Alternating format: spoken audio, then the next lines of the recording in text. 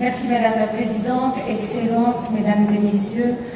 Je voudrais d'abord saluer les intervenants pour l'intérêt et la clarté de leurs interventions et revenir un peu. J'ai été interpellée par Monsieur le ministre de la Pologne qui a parlé d'un sentiment de déception et d'échec.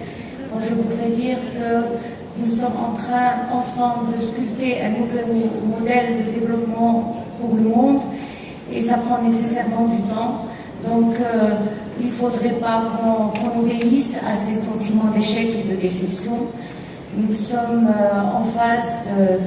c'est vrai que la question du financement elle est au cœur du processus de concrétisation des objectifs de la Convention, que ce soit pour réaliser des projets d'atténuation ou d'adaptation, ou encore toutes les actions de transfert de technologie et de renforcement de capacité. En tout cas, quelle que soit la source de financement, public ou privé, je voudrais souligner qu'il est important que l'engagement des États, et notamment des pays industrialisés, soit déclaré, et c'est celui-là qui garantirait la pérennité des objectifs de la Convention.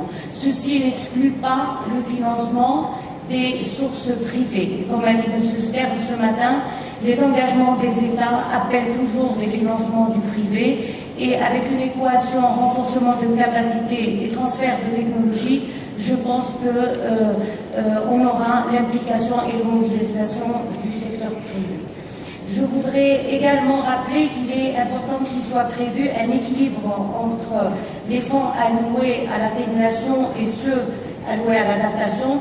Et nous avons entendu aujourd'hui et hier le président de la Tanzanie parler des flux financiers qui ont été réservés à l'adaptation et qui sont très faibles.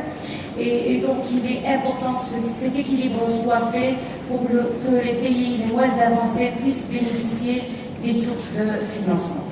Il y a un autre aspect sur lequel je voudrais attirer votre attention, c'est pour tout ce qui est alimentation du Fonds vert pour le climat. Il est important d'avoir une visibilité sur les échéanciers d'alimentation.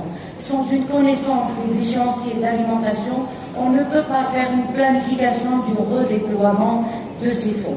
Il faudrait également qu'on veille au respect des critères de redéploiement et qu'il y ait une visibilité sur les critères qui sont adoptés pour la redistribution de ce fonds, des critères qui sont basés sur l'équité, en prenant en considération la vulnérabilité des États et également les impacts sur la santé et la sécurité des États. Aujourd'hui, nous avons été réconfortés par l'annonce de Monsieur le ministre de l'Allemagne et Monsieur le secrétaire, le représentant des États-Unis. Nous devons, en tant que membres de la Convention, être au courant des projets qui sont réalisés, des mesures d'atténuation qui ont été atteintes pour qu'on puisse rester engagé au sein de la Convention. Et ceci permettra de réhabiliter la confiance des membres et aussi de ne plus parler de cette histoire de scepticisme quant aux résultats de la Convention. Enfin, je voudrais vous dire que l'alimentation du Fonds vert, elle est primordiale et le plus rapidement possible primordiale pour restaurer la crédibilité de la Convention et atteindre les objectifs. Et un dernier point, nous avons entendu des annonces